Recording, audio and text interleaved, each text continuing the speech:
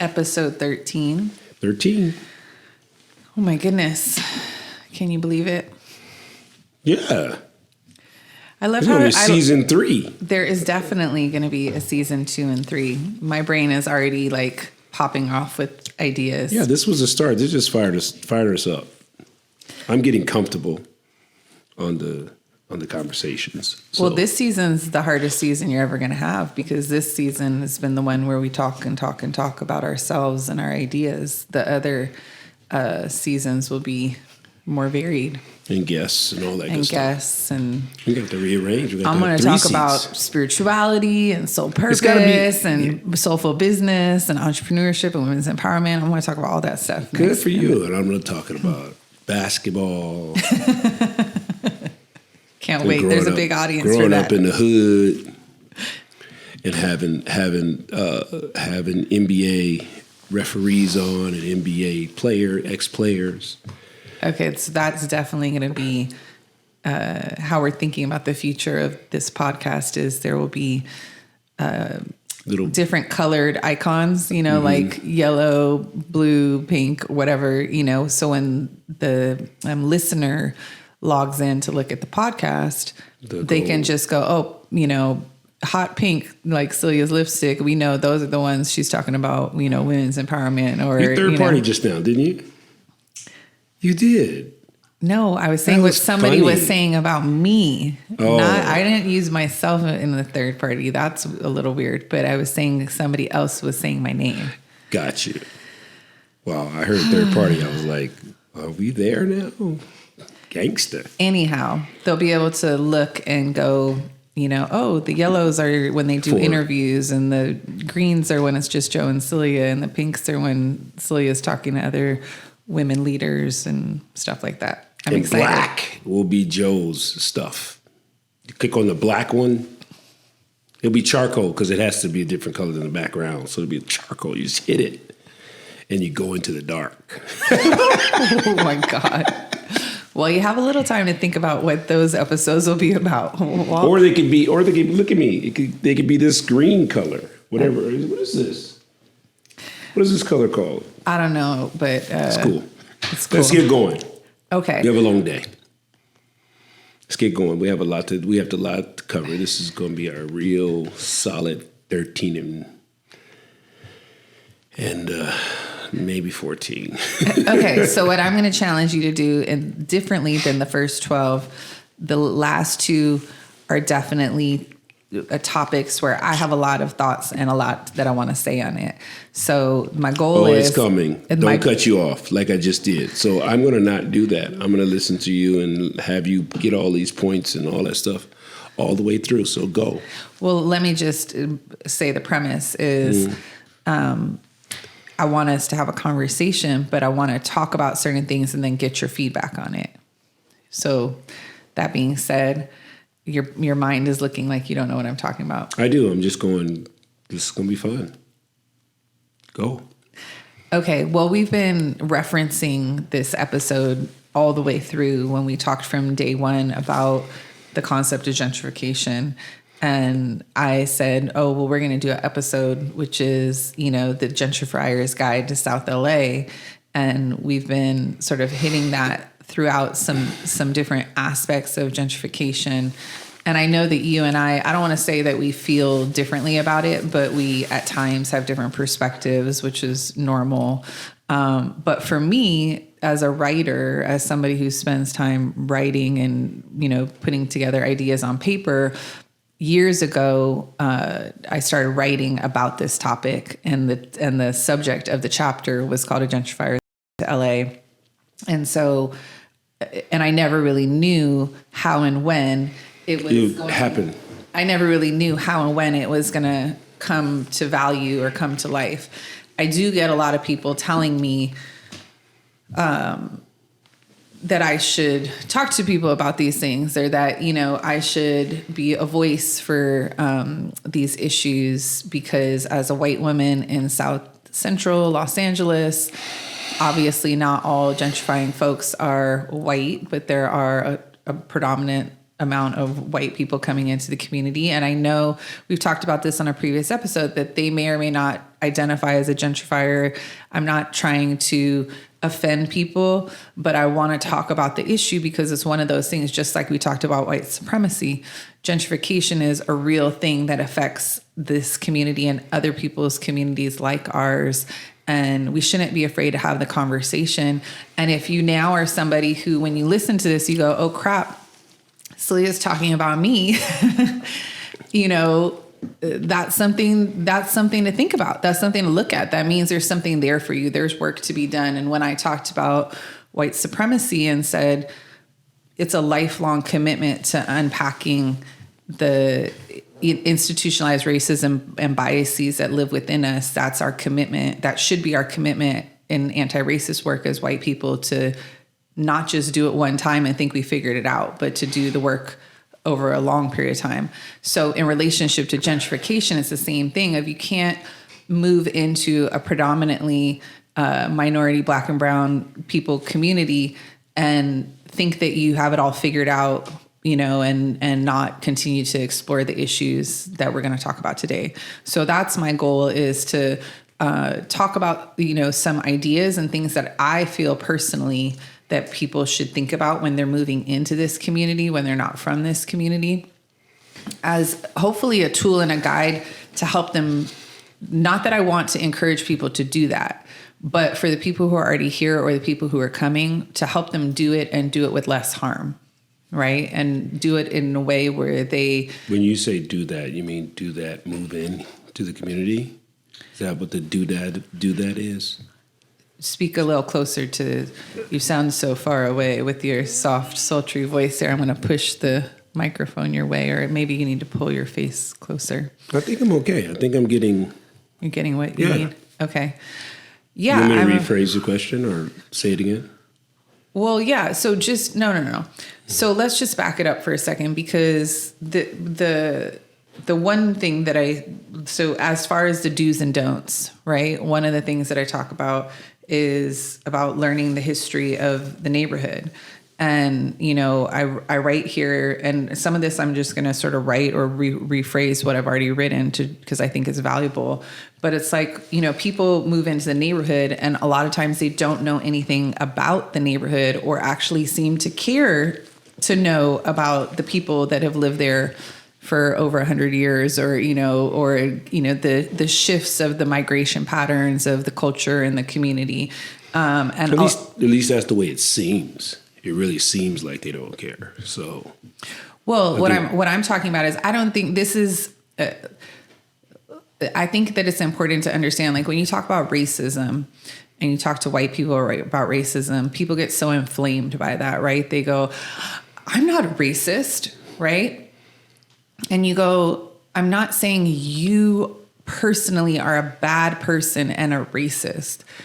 I'm trying to explain to you, you are inbred with racist tendencies and mindsets and subconscious programming that is a part of who you are, whether you want to be or not, right? And you also are an ancestor of a lineage of folks who have done a lot of harm to other people on this planet.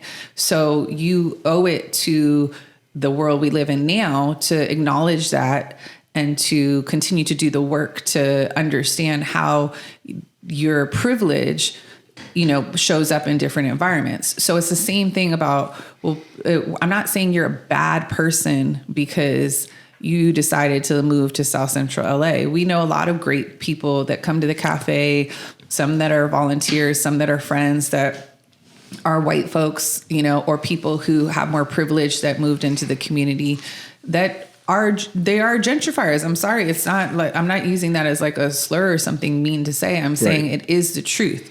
They're not from this community and they come in and they don't necessarily know the background of the community. So that's my first thing to just say is, like, we have to educate ourselves and know the history, especially if you're coming into an open house in a community you're unfamiliar with, or you're thinking about putting in an offer, or you're in the process of closing your deal.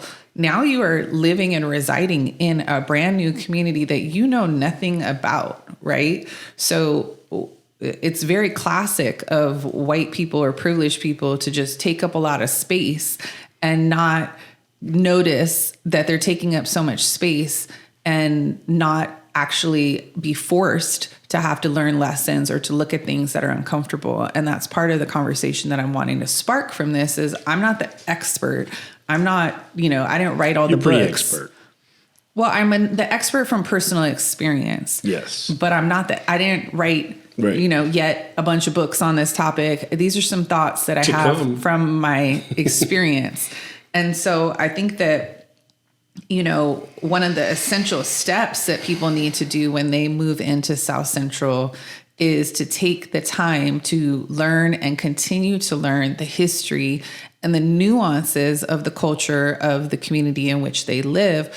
That's one of the ways that they can make a good faith effort where people, when they're interacting with them, they'll be able to say things or acknowledge things that are giving those who are from here the sign, okay, these people care. You know what I mean? They didn't just come here and they're not just busing their kid back out to Beverly Hills to high school or hopping on the blue line to go to their job in Santa Monica. They actually realize they're part of an existing, deeply rooted cultural community that they have now chosen to live in, and they are actually caring. You know what I mean? So what are your thoughts on that piece of it from your perspective about learning the history, taking the time to actually learn and educate yourself about the neighborhood in which you're moving into? I think it's just, if you just got to think about, I don't know. I think people just have to think like, I'm moving into a community that has been just ripped apart, for years and years, and drained and abused and all that good stuff. That's the community that you're moving into, okay? And that's why the prices of the homes are less. Right. So when you move into it, what happens is you start paying higher prices, and then the prices go up, and then the people that live here and was saving up or thinking about buying a house, from the landlord that they've been renting for, 30 years, they now can't afford it. So that's one element. But when let's say you bought the house. Okay, you bought the house. You won the bid. You're the winner. I think that people should get to know the neighbors and what is the pulse of this neighborhood first before they start making a pulse. Right, but that's a secondary thing because that's something you want to discuss later. Yeah, but that's where I am. And, I just think of, and we could talk about it again, but I just want to get that point across. It's sort of like, hey, Grandma Mabel's been here for 5 generations. And she's been trying to get, and I always use this example, humps on the block. For whatever reason, she's been going about it wrong or whatever. She doesn't know the connects. She doesn't know the people in the city, that it is, whatever it is. And then you come, and you work next to the person that can push the button to get I'm making this up, can push the button to get the humps made, right? Don't you come in as a savior and say, I got the humps put in. That's what I mean by that. Get behind Mabel and push her in front and show her how to get it done. And you be here for the time being. You just got here. Don't go and blow her away. That's getting to know your neighborhood to me. And that's the way I would like you to That actually is my second point that I was going to address, which is don't be the great white hope. Yes. And so, again, personally for me, I'm primarily talking to white folks. That's the only people I feel it's appropriate for me to be telling these kind of things to. But again, obviously, I'm seeing that it ain't just white folks. But that's what I was going to say is these, for me, that's who I feel appropriate talking to about these issues. But obviously there's other people that are non-white folks that are also moving into the community that carry more privilege, that are also part of the overall phenomenon of sort of increasing the cost of living here and displacing people, even though it's not intentional, right? It's not intentional, but it's part of a broader system that instead of staying where you were and realizing, okay, I am living in a community and maybe the cost of living is going up here. What does it look like to try to stay there, but maybe lower your creature comforts, right? To what you actually can afford in your own neighborhood that you've been living in. And that, instead of going, oh, I want to have this big house and I want to live on my own and I want this and that. Okay, I can't afford that in Santa Monica, but now I can see I can afford it in South Central. So by making that choice of saying, I'm going to come here, again, there's nothing wrong with it. You're not a bad person for doing that. But the lack of consciousness of realizing by making that decision, that's one less person that can live in that house that's from that neighborhood, right? And so that's part of the broader phenomenon. But to the point that you're talking about, that I was saying, I'm saying don't be the great white hope, which of course is this classic thing of, savior complex, and I think, again, white folks and privileged folks, take up a lot of space and are never really told that they're taking up too much space, or that, slow down, or your idea is not great, or hold your horses, or whatever. And I think that what I see a lot is people come into the community and they go, I just remember that you and I would go to parties and things outside of the neighborhood over the last 2 decades, and myself in particular, I'd be in conversations with people and they'd be like, oh, where do you live? And I'd be like, oh, I live in South Central Los Angeles. And they go, oh, you do? Why would you want to live there? And so it's like all of this negative stereotyping about our community over the years through TV and, from what people take from certain music and, the statistics and all this kind of stuff, right? This negative imagery, the uprisings and all of that. Well, all of those years of them not wanting to invest in the community as a result of feeling like, oh, that's where the criminals are, or that's where it's dangerous, or that's where the poor people are. Like, I don't want to think about it. I don't want to do anything about it. You haven't cared about it for 1 second. And then, like you said, it's the Mabels or the Reverend on the corner, that is keeping his church open, a multi-generational church, for 5 generations has been doing there. Weekend sweeps and all these little cleanups that he's been trying to do. Doing cleanups, doing food drives, right. Doing whatever he can, but he doesn't have maybe the access, the connections, or even just to know with all of like how to play the game, the political process or whatever. And then people come and then it's like literally within the first handful of months they're here, it's like, oh, my job is to help fix this place up, help make this place better, and are they trying to make it better for the people who have lived there that would like to have support and resources all these years? Or that's the big question. Yeah. Or are they trying to make it better for themselves and for their kids and for the future that they want to have? You chose to move here. So when they go back to those parties that we were going to and people say you live in South Central, they can say, yeah, we do. And we have a nice new park. And it's up and coming. Yes. Yeah, it's transitional. I found it. It's transitional. I found it. Yeah.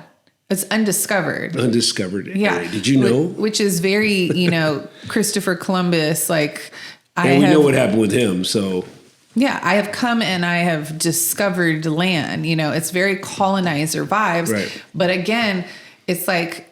that you're not a bad person. No one's saying that. Well, I'm just wanting to be clear. You can be a good person and also have things within you that make you act in ways that are inappropriate, or act in ways that do harm, or act in ways that, you need to change. And that's right. The conversation that I'm trying to have here with you is, there's so many people that would love for their new neighbors to come and say, how can I help you? How can I help you? Not knock on my door and say, do you want to join the neighborhood thing? What? Really? Did you not know we already had one? No, just kidding. But that's the kind of stuff that is happening, and it's not funny. It really isn't. It's, that's why I'm happy for our coffee shop. It's a place that people can actually get in and have those uncomfortable conversations. Yeah. So anyway. That's what we're doing right now. So I'm saying number one, I want you to educate yourself and learn the history of the neighborhood. Like, Please. Do you know the history of South Central? Do you know when it was all white here? Do you know when white flight happened? Do you know why Black folks came here? Do you know what a thriving Black community in South Central even looked like, that existed? Are you aware of everybody losing their jobs and why that happened? Are you aware of the crack epidemic being introduced to the community, mass incarceration, gang violence as a result of certain structures that were put in place intentionally in our community, right? Are you aware of the influx of the immigrant community and the way that has changed South Central into more of a Black-brown community now, and all of the interesting, different Latin influences that are part of this community? Are you aware of the history of this being a jazz, mecca on Central Avenue, and that this was the place in the world that the greats came to perform, in the 20s and the 30s and the 40s, and that's part of the history of this community. Like, do you know all of this? Like, and if you don't, there's a page on our website, southlacafe.com, that talks about the history of South Central. And again, not that we're historians or that we're including every little bit. Like, Lamert Park was originally developed by white folks, for a white community. Right. And, so it's like, there's things that you should know, because then when you're entering into conversations with people, you're actually educated and informed. And if you're going outside of the community and having those conversations, you can actually represent the community in the appropriate way. And if you are having conversations with people who are from here, it's a way for them to know that you care, that you care. And you know what? You're not going to get it all right. You're going to, you could say, hey, I'm just learning about this thing. Where do you recommend I go to learn more about it? Or, like, it's a spirit of wanting to learn. So educate yourself, learn history of the neighborhood. Don't be a great white hope. This is not your opportunity to take up space. This is an opportunity for you to get in the back of the line, which I know is something that people are not comfortable with. They want an opportunity to shine. But right now, this is not your opportunity to shine. This is your opportunity to shine through someone else shining and figuring out what resources and connections and access points and privilege do you have that you can leverage to support other people in your community that have been there doing the work for a really long time, that could use your support. That haven't gotten the credit or don't have access to the resources. And we have people come in all the time wanting to sort of leverage us. And I think that that's like a sidebar thing. But in addition, just to say, be careful and think about the ways that you're growing your own business on the backs of the businesses in the community. So it's also very convenient right now to be performative about, I support small business, I support Black business, I support women business, right? Now, don't get me wrong. We want you to support those things, but you have to. But when you're utilizing that strategy as a way to help grow your business, that is a white-led business. Not good. That is something that it's a contradictory point, right? How can you still support those businesses without it being a way where you're saying, look at me, I am so cool. I have this business that is supporting other people's businesses. Like, it's just, again, it's an unconscious thing, right? Because they probably think there's nothing wrong with that. I want to be a help, right? I want to support, right? But how are the ways that you can support that business without you having to get the attention and the recognition and the centering which is the thing that the majority of, white folks do, is they put themselves at the center of it. So ultimately it all flows back to them. And, also to be mindful of, if you have a real estate company and you're doing that you are perpetuating this dynamic of that somehow South LA or South Central is like up and coming and like the cool spot to be. It's so cool. Let me tell you about all the cool businesses here. And as a result, then you're exposing what we have that's so great here for us to the whole rest of the city, where now they're going, oh, I want my cool factor too. I want my social justice factor too. I want to feel like I'm a part of something too. So maybe I should go live over there. Maybe I should go buy over there. I didn't realize the houses were so nice over there. And you know what I mean? And now you get an influx of people coming. So important to talk about this. Uncomfortable, but important. I mean, I think it's really fascinating that you and I, at this stage in our life and business and financial history, now granted, we're, more leveraged than we've ever been. All of our assets are put into our company. Like, we're all in, we're at the table where they clear all the chips and they push it all in and say, we are all in. We are all in, and we continue to double down. It's like, we'll do something, we'll get flush again, we'll fill it back up, and then we push it back out again. But you and I have talked about, and we live here, we love our home, we love all of that. But at times we think about, okay, we still want to stay in the community, but maybe we want to move to a different house, or get a second house, or get a house for the kid. Like, all these things we're considering, right? Investment properties.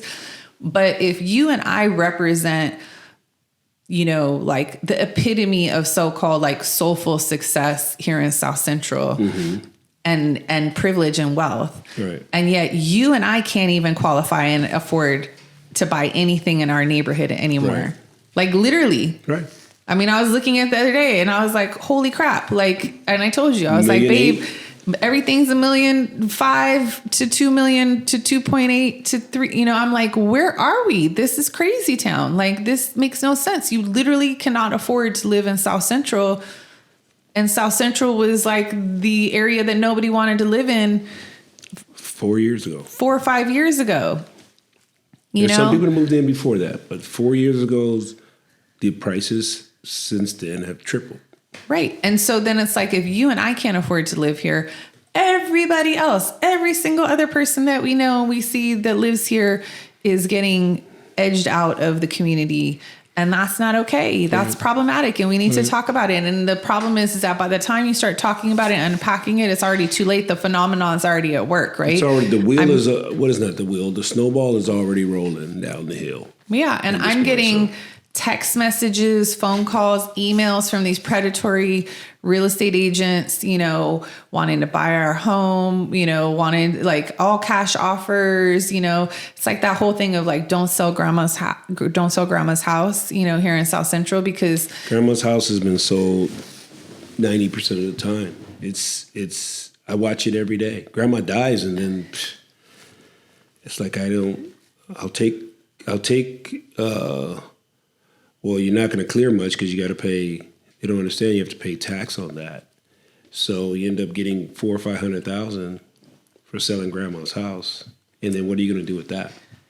Yeah, you're going to buy another house. You're going to go live in the IE or in Antelope Valley, But it's like now you're not in LA anymore. You've left. So there's this exodus again of people of color that have history and roots in South Central, either consciously or unconsciously getting pushed out of the community, right? And so that's what we're illuminating, is this effect of, and it's not just one single person that moves into a house, but it's a part of an overall issue that's happening that is also about a land grab, right? It's like from the commercial investor standpoint, they're looking at all of the commercial property and all of the opportunity here to buy cheap, to build, and to create a future of a world that doesn't exist here in South Central, and not for the people who are currently here, for the people they want to come. Right.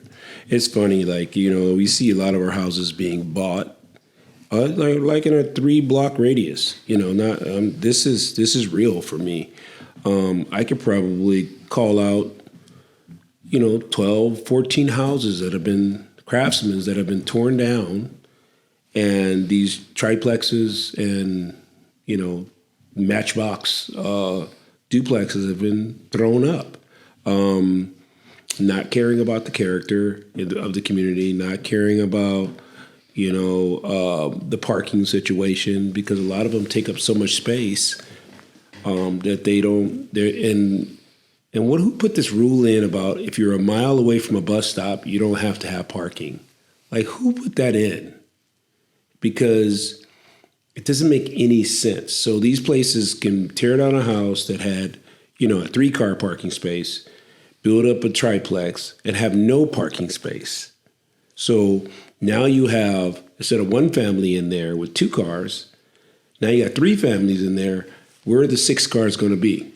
And if they don't have, who made up this rule that a mile away you don't have to have a parking space? Who put that in? I haven't heard that rule yet, but I think what you're bringing to light is complex, right? Yeah. It's complex because we need more housing, right? Absolutely. And so you're not saying we shouldn't have more housing or even be more densely populated. But again, it's part of this bigger vision of how do we do it? How do we do it in a good way? What communities are we doing it in, and what communities are we not doing it in? What are the different rules for South Central versus West LA? And why are we making those decisions the way that we are? And because they keep saying housing, and I'm tired of them using that. It's because it's not benefiting the people that are really here. They're building these places, and then they're pricing it where the people here can't afford it. So people from the outside move in them. So that's not making any sense to me. And the ones that and I'm just talking about my neighborhood. I saw one that was built. It was like a 4-unit, and it was like these psychedelic colors. I know. Were painted on the building, and we went off on them. We had the neighborhood attack them. They finally repainted it, but it was just like, how do you think that's okay? Like, that was disgusting. Well, and to that point, right the block. Developers are literally just money hungry. They could care less about the community. They could care less about the aesthetic. They could care less about what the neighbors think. They're doing construction all day and times of the night. Yellow, blue, and green. Right, that one, yeah. But I'm saying as a phenomenon, Yes. that is just illuminating the fact that there's a lack of care, right? They're not thinking about, okay, I just put this eyesore next to these people who have lived here for 50 years, who like to hang out in the front yard with their grandkids and play and have parties, and they have to look all day long at a fluorescent green, yellow, blue house right next to them. Like, come on. But there's 2 more things that I want to talk about before we wrap up the conversation on gentrification. Again, not saying I'm an expert. These are personal thoughts that I've had. But the other thing is, really the importance of honoring Black and Brown power and Black and Brown unity. I think that's a soft spot for me. I think especially since, we're living in a world that's like really plagued by these subtle, innuendos and ideas of white supremacy that, when you look around and you see people of color, acknowledging their power and their greatness, that is something that we should uphold and uplift. Right. And it's part of the white cultural tradition to be colorblind. Right.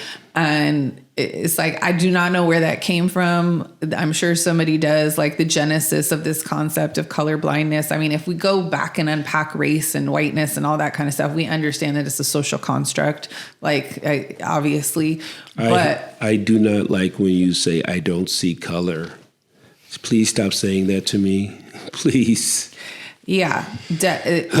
South Central is a proud Black and Brown community is what I'm trying to say. So when you move in here and you go, I don't see color, it's almost like you're completely diminishing the culture that lives here, right? That does see color and feels so proud about who they are, right? So you're a proud pro-Black man. Juan Carlos is a proud, Mexican man. These are people from our community that have pride in their race, right? And their culture. And that's something that is part of the legacy of this community. It's part of the way that people have created resilience, right? Is through building communities around You're shaking your head no, now. I was just going, I'm listening. It's just go. I'm hitting the beats that you're going, go. Oh, okay. I'm saying the resilience part of it is a resilience that was built in the community as survival as an individual is not the same as survival in community, right? And as a neighborhood.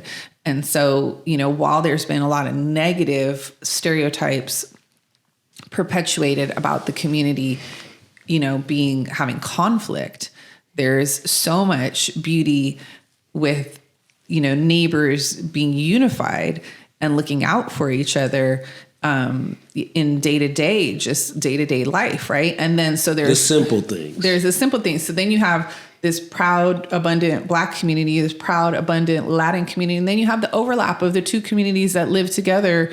And also there's a perpetuation of this negative stereotype of they don't like each other and all this kind of stuff. And not to say that in every community there isn't underlying tensions that exist, but the reality, at least for us, what we bring to South Central and to South LA Cafe is this unified vision of a multiracial coalition, a Black-led multiracial coalition that is predominantly Black and brown, and then has a sprinkling of other folks in there too. And it's been that way all my life, since the day I came to South Central.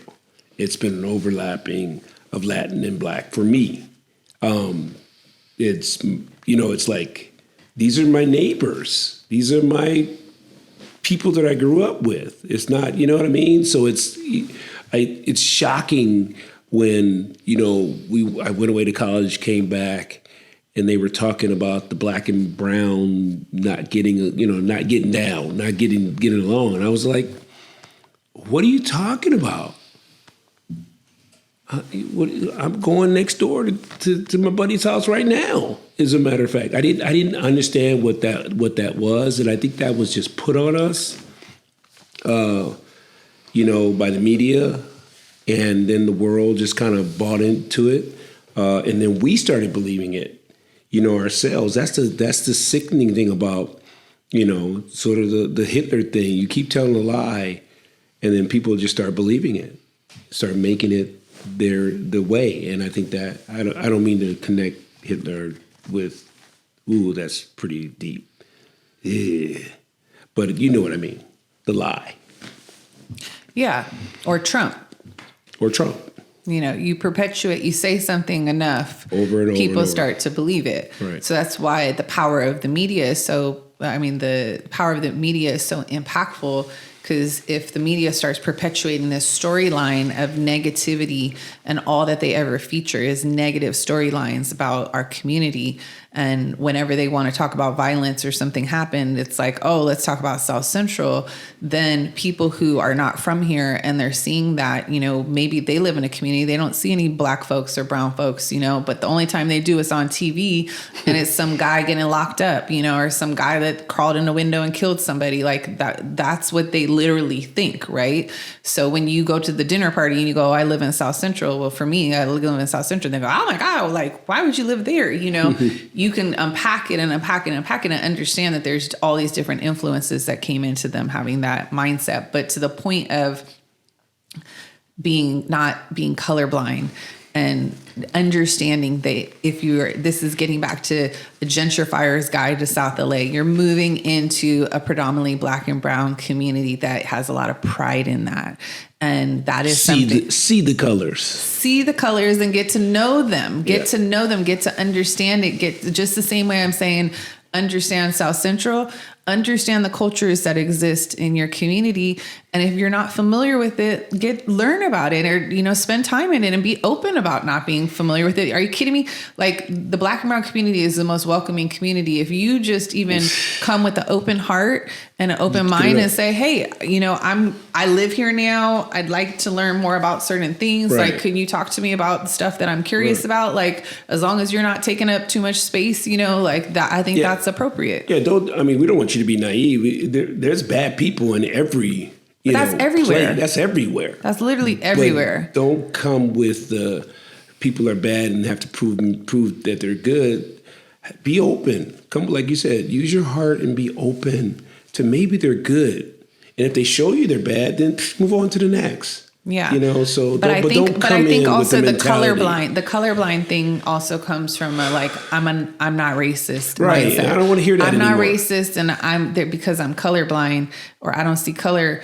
It's like trying to be like, not me because I don't see color, Right. and they think that is acceptable. Trying to say that in a way where it's like, I couldn't be racist. I couldn't, because I don't see color. And I understand What why they're trying you to might say, be thinking that, but that shows how disconnected you are with the broader culture, because of course there's some people of all races that are like, I don't see color either. And I don't want to be seen as a Black man. I want to be seen as a man.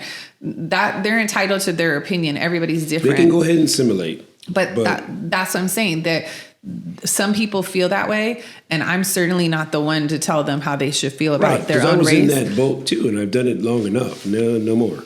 Yeah. It's like I was into the whole melting pot. Mm-hmm. No, I like a salad, and I want to see my tomatoes, and I want to see my carrots, and I want to see my cabbage. I want to see them. I don't want them all melted together. I want to enjoy that tomato and its culture, and the onion and its culture. Onion doesn't smell like a tomato, and they're different. Let me finish. And then they have different effects. So that's how it is when you go into another culture. It's like there's so much greatness about a Black man in South Central. There's so much greatness about a Black man or a Latin man in South Central. We have culture. It's delightful. Enjoy it. Don't melt us all into one. That's ugly. That's gray. Who wants to be gray? Okay, stop. Drop the mic. So if there's only one thing that you remember that I think everybody needs to take away when they come into this community is not to call the police on their neighbors. Now, we know that there is a real issue with police brutality in our community. And we know that every time a person walks outside of their door that is a person of color, that there's a much higher risk that they will have an incident with a police officer that can lead to them losing their life. And when you come into this community and you may or may not understand a lot of the dynamics that exist in your neighborhood, the history of the people on the block, the history of the relationships on the block, what you're seeing, you don't necessarily have all of the information. And when you just get so uncomfortable in your own little body about your own situation of feeling unsafe and you rush to go call the police without any thought about the impact that that's going to have or any thought about the context about what's going on, when you're calling people over things like a nuisance, like people are in the street, cars are double parked, my neighbor's not doing what I told them to do, they're spraying the water on my car, all of these things that are not even like serious level crime, but your tool that you go to enforcement of trying to get your problem solved with your neighbors is to call the police. Like, that's highly problematic, and we need to make sure that we're not doing that. I agree. I absolutely agree. Tell me more about that. Well, I was going to say, there's bad and good and all that of all people. There's some things that, we're not saying don't use the police when they're needed. What we're trying to tell you is that the guy that's walking down the street with the hood on doesn't necessarily mean that he's going to, get your biases out of there, get your prejudices out of there. that he's going to come and rob you. And calling the police, understand that person that just could have been going to the grocery store, and you call the police because he looks suspicious, the police are going to come because you called and you pay your taxes. They're going to come, okay, no matter what. Now, that person, just understand, may lose their life just because of what your prejudices, your biases. So that's what we're talking about. The less encounters with the police that Black and Latina people can have, it gives our lifespan. Life expectancy is longer. And we can have a longer lifespan. And if you don't believe that, continue watching the news that you watch. It happens all the time. My family, this is personal experience, terrified when the police are called on my street and it's one of my neighbors and I want to go out and investigate and see, how can I help, and checking on my neighbors. My family is mortified. They grab my leg at the door to not let me out. And I got to get better at realizing that I don't need to go out there because I am a Black man and I'm a big Black guy. So me coming out there could be a threat to them, or they could say it's a threat, and I could lose my life just by checking on my neighbors, being a neighbor. So, right. Well, and that's why we don't want you calling the police. And we've had it happen already where you have gone out and then I became the problem. And you are being a good Samaritan, but the police come up and now you just fit the description of whatever they think might be happening on the block, right? And you're now bundled into whatever the original call was about. They don't know who's who, right? They don't know, oh, you're Joe from South of Lake Cafe. You're a community leader. Like, you feed everybody on this block. Like, they don't have any of that context. You're wanting them to have that. You're expecting them to have that context because you're walking in life as a proud Black man who feels good about themselves and knows who they are in the world. And therefore, you should be treated with dignity and respect. And you shouldn't be, in threat for your life when you're even in any environment. Like, there should be a process, right? But because we know that they're trigger happy, because we know that, they shoot first, ask questions later, and we've seen it time and time again, you're not above being a statistic, nor are everybody else on our block, right? Happened to me last night. Driving down my street, coming home to my family, my neighbors, for some reason, something happened. Police were out there, minding my own business. Drive my car down the street, turn it around because it's better parking on the other side, because we got those units being built, so there's a lot of cars. So I go to the other side, and as I'm driving by, boop, flashlight right in my eyes. So I can't do anything other than stop, because if I continue, I might crash into a car on the side or sideswipe something. So I stop, thinking they want to say something to me. And I say, "Yes, officer. Why are you flashing the light in my eye?" And he said to me, "To fit your point, here's an example. If I push this further." You want to take a moment to get a drink before you tell the story? Yeah, I'm getting choked up about it because it's scary. He says to me, "You're rolling up on me. I don't know who you are." And I said, "Okay, that's not what happened. You flashed a light in my eye, and I stopped because I was blinded. And then I ask you, is there something you need from me? And you said, no, I stopped you because you're rolling up on me." So that just proves your point. Here it is. I could have been, a victim, an innocent victim, and I'm just driving home. So, and what they called the police for, who knows? But I'm just saying.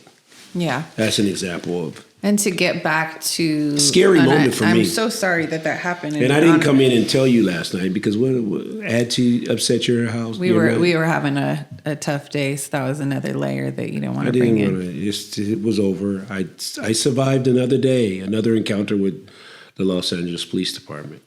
Right, but that's you can't count on two hands how many times you've had an interaction like that, and some have escalated, and some have been very scary, and some have been with the kids involved, some have been with me involved.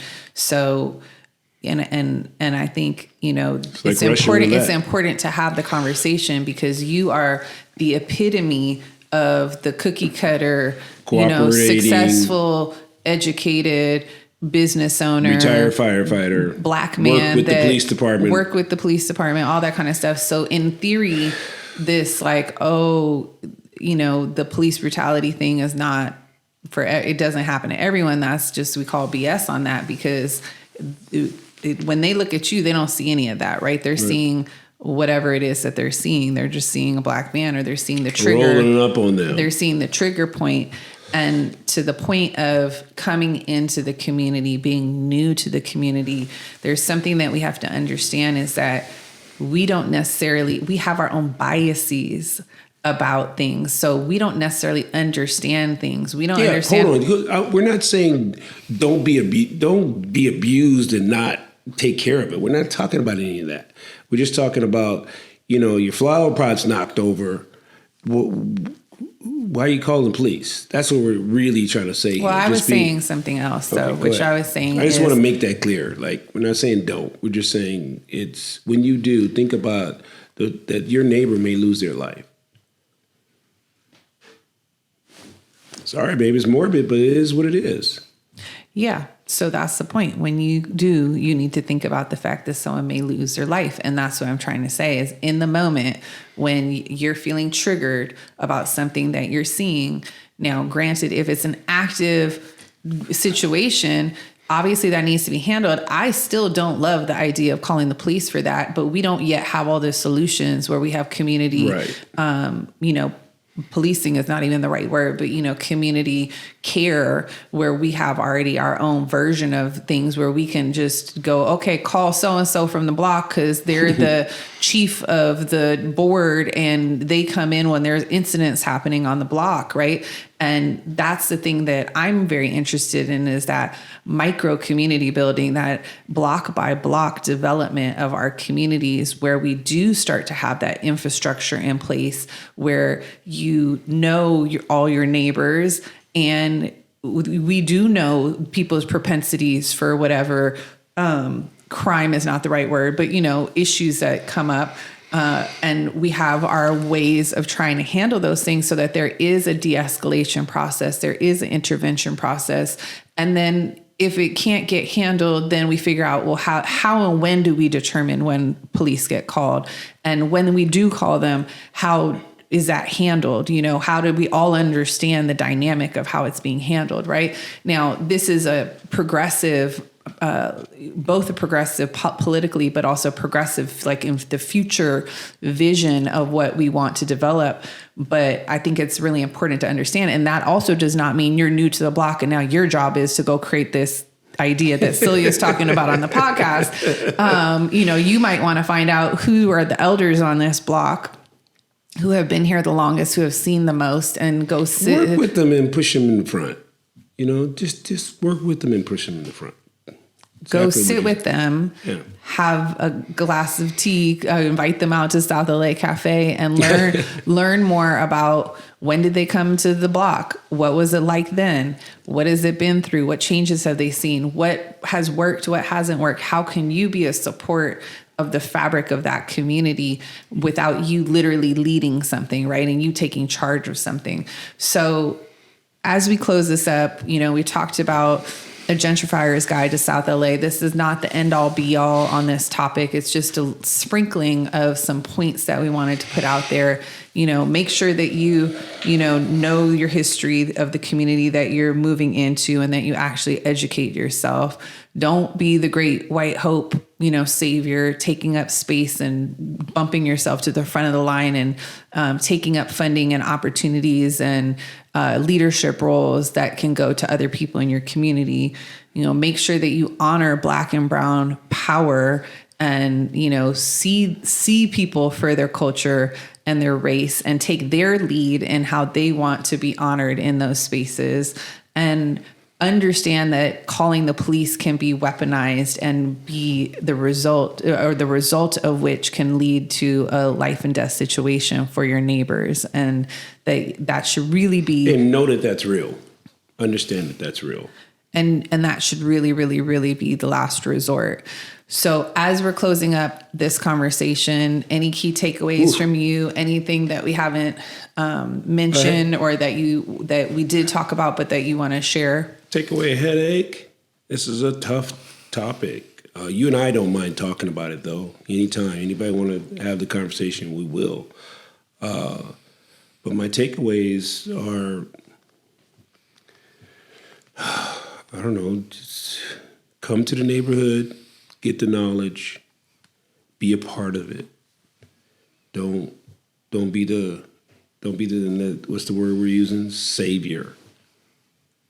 That's my takeaway. Not saying stay away. We're just saying when you do, come and be a part. Learn the cultures. See the colors. Eat the salad. Yeah. Be the salad. Eat the salad. Or Christmas tree. How about that? Some people put one color in their Christmas tree, so that's not a good example. But you know what I mean. Traditional Christmas tree, all the different kinds of shapes and sizes and colors. It's a beautiful thing. That's what makes it beautiful. Remember, we saw example of that. Talking about Christmas, we saw one place that was real stale. It had these solid colors and neat and good. And then we saw decorated different colors and and the tapestry, reindeer. it all went together. Yeah. But it didn't blend together, but the different colors all went together in such a organic, really like traditional, beautiful way. Versus the other house had all the same colors, but they had little sections of it. It was like didn't look inviting at all. It was like they were segregating their colors on their house, whereas the other one had all the same colors, but they were mixed together, but not by diluting each other's colors. Right. It was just this. It was beautiful. Yeah, it was really, really nice. Okay, and I think that my takeaway from this is, this is challenging conversation to have, and it's complex, and a lot of times people shy away from these kind of conversations because they either don't want to do the work, don't want to have to think about the conversation and what it's bringing up, but also they're concerned they might say the wrong thing or step on people's toes. So first of all, I just do want to say, for everybody listening, if I personally have said or done anything that has done harm or been offensive in this conversation, that I do apologize for that my intention has been to spark a conversation as a white woman who's been in South Central for the majority of her life, who's really been one of, I know there's been more than just me, but in terms of people I've seen over the years, there's really just been I could count on two hands, how many white people I've seen in South Central up until about 5 years ago. And therefore feeling like, okay, I have big feelings about this, and I hear all of my neighbors have big feelings about this. And for myself, exploring what does that mean as far as my role here? Am I supposed to talk about those feelings? Am I supposed to advance the conversation on what's coming up for our community members? And since I am a white woman, and since the majority of people that are triggering this feeling from the community are also white people, that my choice has been to utilize my position of privilege and leadership in this conversation to have the conversation and to spark it for other people. But I by no means want to say I'm the expert or that I have this all figured out. These are thoughts, ideologies, things that have come up over the years that I've been noodling on and processing on, and things that I think are valuable for the conversation. But I'm also aware that not everybody will agree with what I have to say, and it won't land for everybody. And that there's some people that might be irritated or offended or annoyed with what I've said. And for that, I want to apologize if that's the case. I hope other people will be grateful and be like, this is really cool that they're having the conversation. Yeah. Either people that are glad we're having the conversation because we're saying things that they've been thinking and wanting to be able to say, or people who are going, okay, I get it. She's talking about me. And these are things that I need to look at that I haven't necessarily thought about or haven't wanted to think about today. So hopefully it's been moving things forward. Yeah. A spark, an impact, an activation. Yeah. And, that's why we're in the mix. In the mix, meaning we're literally in it, people. Like we're in the middle of all of this. That's not a catchphrase. Well, it is. It's kind of cool, but we really are in the mix. The In the Mix podcast is where we're just talking live time about everything that's going on. And these are the conversations we're having on a daily basis. And we're trying to bring them here so that they can activate and spark ideas and positive change for others. I can't wait to second season. Oh my God. Y'all, this stuff is, there's going to be tough stuff in season 2 too that we talk about. But season 1 has been like the core. It's the evergreen. This is the evergreen season that if you never listen to another season beyond season 1, you'll get everything that you needed in season 1. People are like, what? I want to hear what's going on. Well, let us know. We'll educate you. Tune in. More is coming. More is coming. And so it is. All right. It's a wrap. I thought we were going to do the... Here, let's do this. Hey fam, if you're hearing this message, you've listened to the entire episode of the In the Mix podcast. And for that, we want to thank you from the bottom of our hearts. We hope you enjoyed this new episode. And if you did, please take 1 minute to hit the subscribe button to catch all future episodes. And then please give us a 5-star review. Also, if you want to support our Black and women-led multiracial movement to fight social, economic, racial, and food inequity, please head to our website, southlacafe.com, where you can become a monthly member, sponsor groceries, volunteer, buy merch and coffee, and make a tax-deductible donation. Sending you lots of peace, love, and blessings from our family to yours.